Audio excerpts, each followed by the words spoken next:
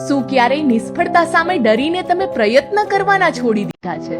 તો મળો કોમલને, જે નિષ્ફળતાઓને પાછળ મૂકીને આગળ વધી રહી છે.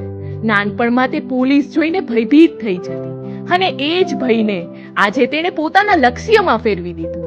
એક એવી પોલીસ ઓફિસર બનવાનું સપનું જેની હાજરીથી લોકો ડરે નહીં, પરંતુ લોકો સુરક્ષિત અને સલામત મહેસૂસ કરે. પણ આ સફર એમ સહેલો થોડો હતો. કોમલને થયું કે સપના સાકાર કરવા માટે માત્ર ઈરાદો પૂરતો નથી, મહેનત અને યોગ્ય માર્ગદર્શનની પણ જરૂર છે. ત્યારે તે આવી પાલનપુર મામાનું ઘર સંસ્થામાં. આ એક એવી જગ્યા છે જ્યાં દીકરીઓના સપનાને હકીકત બનાવવામાં આવે છે. જ્યારે તેણે ફોર્મ ભર્યું ત્યારે તેને કહ્યું કે અહીં તાલીમ માટે કોઈ ફીસ નથી, બસ તમે મોબાઈલ વગર, પરિવાર કે દોસ્તો વગર રહી શકો અને પૂરતું ધ્યાન તમારા સપના પર કેન્દ્રિત કરી શકો છો. તો આ સંસ્થા તમારા માટે છે.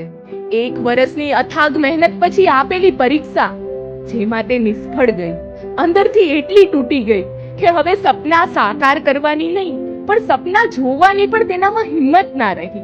કોમલે કહ્યું, મારે હવે અહીં નથી રહેવું, હવે હું ક્યારેય પરીક્ષા નહીં આપું. ત્યારે પ્રિયંકા મેડમે કહ્યું, તું નિષ્ફળ ગઈ એ જ એ વાતની સાબિતી છે કે તે કોશિશ કરી. પોલીસનો યુનિફોર્મ તારી રાહ જોવે છે.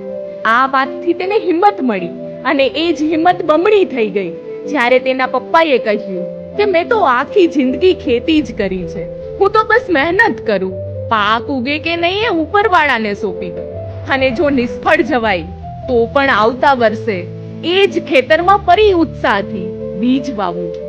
આ વાત સાંભળીને કોમલ સમજી ગઈ, હાર એ અંત નથી, એ તો જીત સુધીનો રસ્તો છે.